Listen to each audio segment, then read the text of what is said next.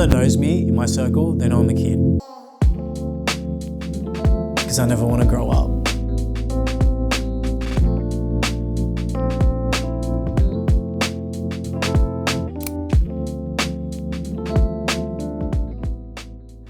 My name is Billy. I am an artist, musician, and dancer from Sydney. It's really manic. Like, as you can see, it's so busy out here, and I can feel how busy it is. I can feel how hectic it is. Like, I remember who I am, not all this external influence going on around me. If you're really different and you're not doing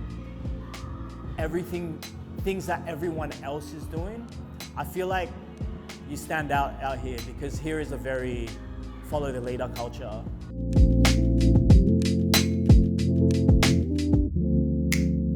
So I like to kind of just minus myself and do my own thing, and that's what I reckon.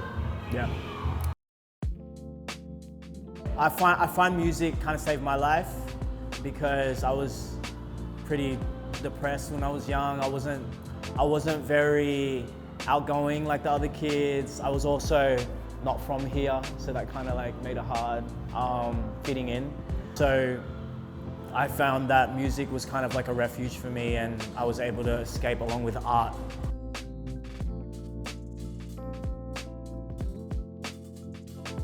I started to pick up dance.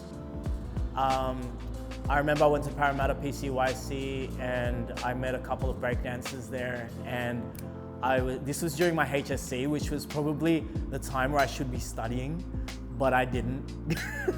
And instead, I went to breakdance sessions in Parramatta. I don't know if my parents knew this, but now they know because I'm talking about it now. But yeah, I used to go there, and instead of studying, I would just learn how to pop and lock. So that was like my first introduction to dance.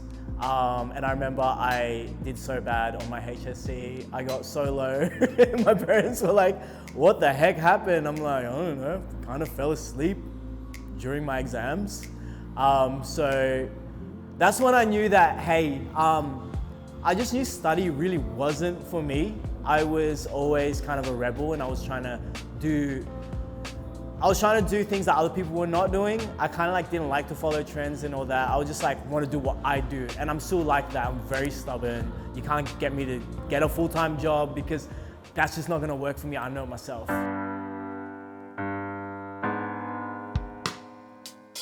Music and dance, obviously they marry together. I feel like dance really helped me with my music, because then I got to learn a lot about rhythm. And that's where beat making came in, and I learned production. And you know, obviously I've always sung. Moved to Melbourne, out of nowhere I was doing gigs. I got myself gigs, residency gigs. Then I got scouted for The Voice. Then that's when my whole music career got a little bit more serious.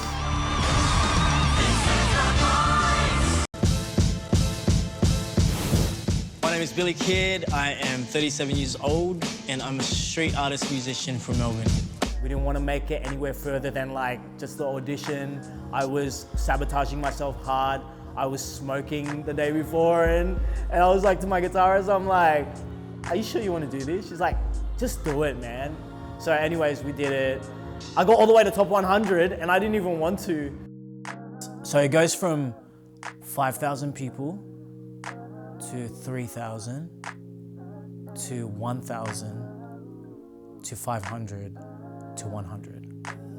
So it's like a pretty lengthy process, and a lot of waiting and getting anxious and stuff. I'm nervous as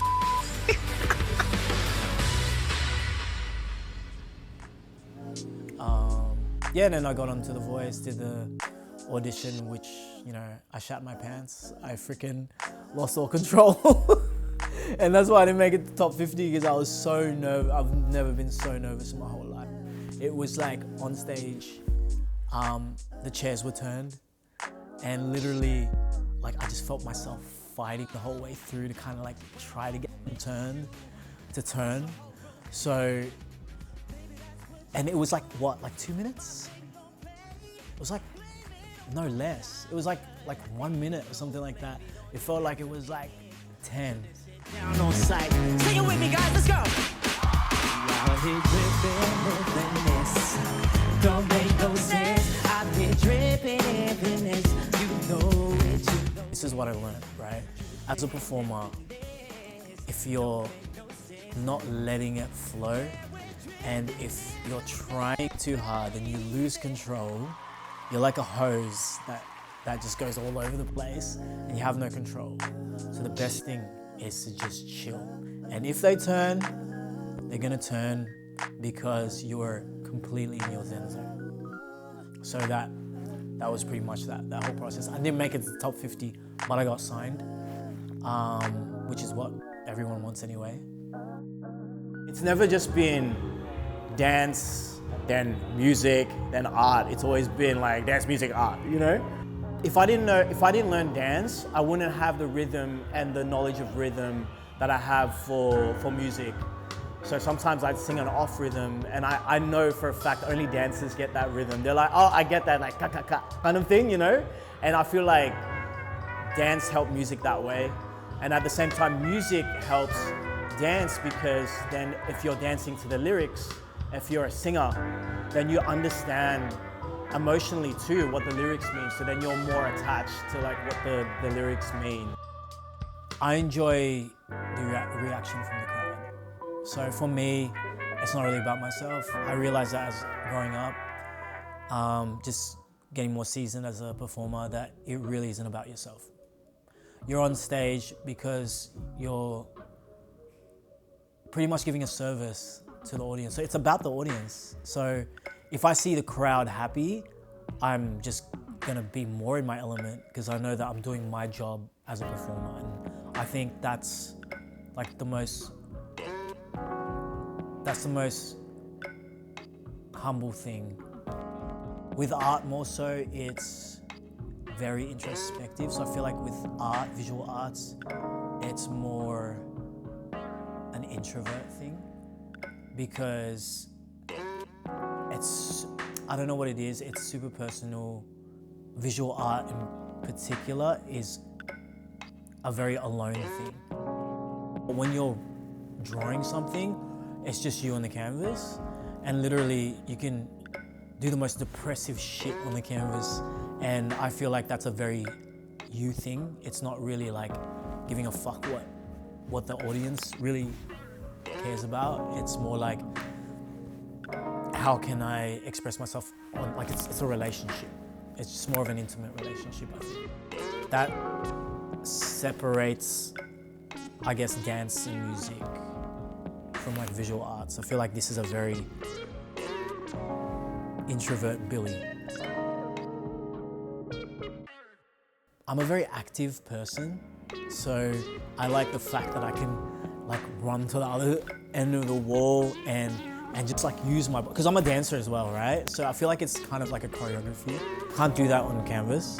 It's very like, so you feel confined to one space, but because I'm a very energetic person, I feel like it helps me release in a more physical way. Spray paint. The fact that they sell spray paints in fine art stores just says it all, right?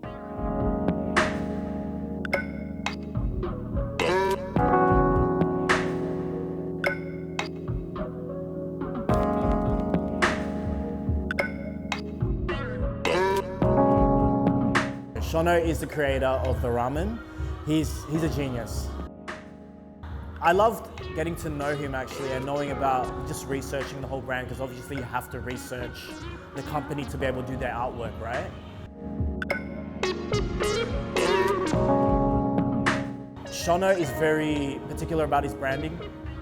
So colors mean a lot. For example, red is means a lot in the Asian culture, and so do circles. And Japanese artwork, I feel like this particular kind of art, it had a lot of lines, just a lot of line work. And I feel like even when you see tattoos, Japanese tattoos, it's a lot of line work, right? So I kind of had to study that as well. One that I'm not exactly super proud of, but proud of by accident, is the shack. Turning heads with its controversial new graffiti paint job. Not everyone is convinced about the $50,000 transformation. That's right, 50 grand. Joining us now is the owner of the Shack Cafe, Stephen, and graffiti artist Billy in Penrith. Nice to see you guys. Thanks for being with us. Stephen, first up, it is quite something. What made you do it? Very thankful for the job and the opportunity. It wasn't exactly my idea. It was one of those commission things. It was actually on our anniversary, mine and my girlfriend's anniversary, that it went live. And I remember through our anniversary dinner, I was getting all this like hate mail. Having to recreate years and years of artwork, graffiti on a wall. And not just like art, right? It's people's tags, right? So having to recreate that on a wall, very daunting, because you're gonna have to do one layer and pretend you're in like, I don't know, year 2000, and then do another layer, and all of a sudden you're like a year ahead because you're like graffitiing over this other person's artwork, and then you have to switch the style up because then you're pretending you're another graffiti artist graffiti. So it was interesting. I think as a kid, I've always been copying things. Like I'd copy my auntie's drawings, or I'd look on like a comic book and I just copy everything. So since young, I've just been copying a lot. And this is why I got into pop art. Pop art is like just reinventing. So I feel like that's how I got real good at that, is I was always copying artwork. I'm not much of a, I am more these days, but I'm not a natural like pull out of my brain. I'm gonna be honest with that. I'm not a natural pull out of my brain that character. It's more so like referencing. I'm very stubborn. I never really want to stop playing video games or having ice cream, or you know, like I want to relive every day the feeling of being at home, in my room, stuck in my mum's house, making beats. But honestly, the only difference is I'm getting paid to do it. So I guess that's a plus. But I think with me, it's like very innocent, from a very innocent place. It's just about never wanting to grow up. So, yeah.